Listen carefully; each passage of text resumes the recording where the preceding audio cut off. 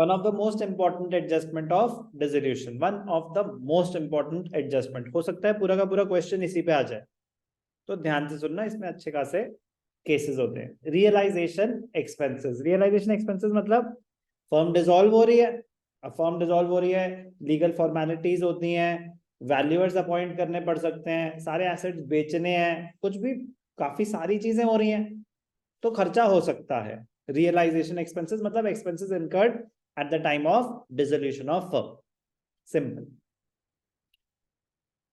Meaning clear है? अब आती है बात कि ये बेयर कौन करेगा, ये बेयर कौन करेगा, क्वेश्चन बताएगा कौन बेयर करेगा। कुछ मेंशन नहीं है तो फर्म की लायबिलिटी है, ऑब्वियस सी बात है भैया, फर्म जो भी लायबिलिटी है पार्टनरशिप की है फर्म ही बेयर करेगी। तो रियलाइजेशन एक्सपेंसेस में दो केसेस हो सकते हैं, एक when the realisation expenses are to be borne by the firm, मतलब बोर्न बाय द फर्म मतलब who was liable to pay them, firm, case one. Case two partner, आएंगे उस पर, पहले फर्म की बात कर लेते हैं। Case one, if the firm is liable to pay these expenses, किसको पे करने चाहिए थे, फर्म को। केस वन कौन सा है, किसको पे करने चाहिए थे, फर्म को। अगर फर्म ने पे करे, अब उसमें दो सिनेरियो हो सकते हैं कि पे करने चाहिए थे फर्म को, ऐसे तो क्रेडिटर्स भी पे करने चाहिए थे फर्म को, पे किसने करे, अगर फर्म ने पे करे तो रियलाइजेशन टू कैश और बैंक, फर्म का खर्चा पेमेंट हो गई। अगर पार्टनर ने पे करे तो realisation to partners capital account. Sir firm को पे करने थे तो पार्टनर ने पे क्यों करे, फर्म ने बोला कि भाई साहब आप दे दो, इतना आपको कैपिटल में ऐड कर देंगे, बाद में एक्स्ट्रा दे देंगे, अभी बस चल ही तो रहा है हिसाब किताब, अभी आप इसको निपटा दो हम दे देंगे, ये हुआ है। Case one, when the realisation expenses are to be borne by the firm, who is supposed to bear them, firm. If nothing is specified, realization expenses are to be borne by the firm. या तो question बताएगा, नहीं बता रहा कुछ भी तो firm की लायबिलिटी है। अब उसमें if the expenses are to be borne by the firm and if they are paid by the firm, तो क्या एंट्री होगी, realisation account debited to cash और बैंक। कोई डाउट? फर्म का खर्चा फर्म ने पे करा, अब फर्म का खर्चा अगर पार्टनर ने पे करा तो हो क्या रहा है, liability of the firm paid by a partner, तो हम कर चुके हैं। क्या होती है उसकी entry, realisation account debited to partners capital account. अब यार लेजर में कैसे दिखाएंगे समझ आ गया ना, प्लीज मुझे दोबारा बताने की जरूरत नहीं। Case 1, if the realization expenses are to be borne by the firm was supposed to pay them, they were paid by the firm, realization to cash or bank, they were paid by the partner, realization to partner. Case 2, if the partner was supposed to bear them, sir but ऐसा क्यों होगा, खर्चा तो firm का है, ऐसा क्यों कि partner is suppose to bear them, आपस की अंडरस्टैंडिंग, मैं आपको कमीशन दे रहा हूं, मैं आपको रेम्यूनरेशन दे रहा हूं, यार ये लो पकड़ो 50,000 रुपए, ये लो पकड़ो 50,000 रुपए commission remuneration to carry out the dissolution work. अब आपकी रिस्पॉन्सिबिलिटी है, जो भी खर्चा होगा आपको बेयर करना है। अगर ऐसा स्पेसिफिक स्टेटमेंट है, सिर्फ कमीशन देना रेम्यूनरेशन देने का मतलब ये नहीं हो जाएगा कि now you are suppose to bear them.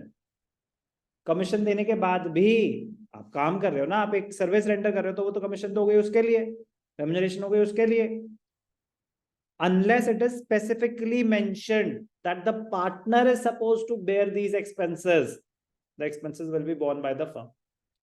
तो मैं कह रहा हूं अब आ गया, लिखा है very clearly, expenses are to be borne by the partner, तो अब ये उसका पर्सनल एक्सपेंस माना जाएगा। क्या माना जाएगा उसका, भाई साहब आप you are suppose to bear them, हमारा इससे, हम कौन है, फर्म है, हमारा इससे कोई लेना देना नहीं, कोई लेना देना नहीं, who is suppose to bear them, partner. Case 2, if expenses are to be borne by a partner, in this case realization expenses become a personal expense of the partner. Partner को पे करने चाहिए थे, partner ने पे कर दिए, तो क्या एंट्री होगी? No entry, no entry. Sir ऐसा कैसे? पैसे यूज हो रहे हैं, पार्टनर की पर्सनल लायबिलिटी वो अपने एंड पे कर रहा है, ऐसे तो और पता नहीं कितने खर्चे कर रहा होगा वो, बिजनेस को उससे कोई लेना देना नहीं है। No entry, no entry. Next scenario, expenses were to be borne by the firm, borne by the partner, sorry, borne by the partner, but they were paid by the firm. Sir ऐसा कैसे? अरे ऐसा कैसे नहीं, वो ये बोल रहा है कि अगर ऐसा है तो बताओ एंट्री क्या होगी। तो पार्टनर को पे करने चाहिए थे, पे किसने करे? फर्म ने।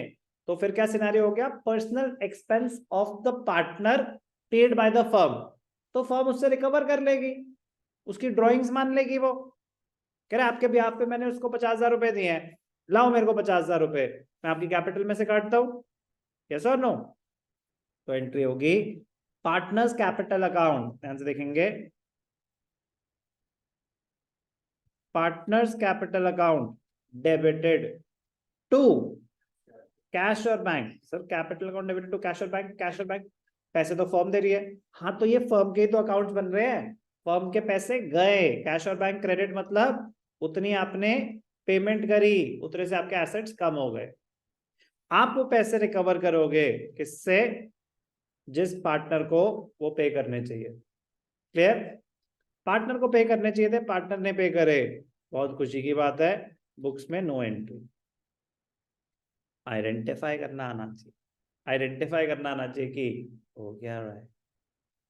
Case 1, expenses to be borne by the firm, paid by the firm, realization to cash or bank, paid by the partner, realization to partner's capital. If the expenses are to be borne by the partner, कब होगा? जब question specifically बोल रहा है expenses were to be borne by the partner, तो partner ने pay करे no entry, firm ने पे करे realisation to partners capital account. अब ध्यान से देखना, एक इंटरेस्टिंग केस होता है इसमें,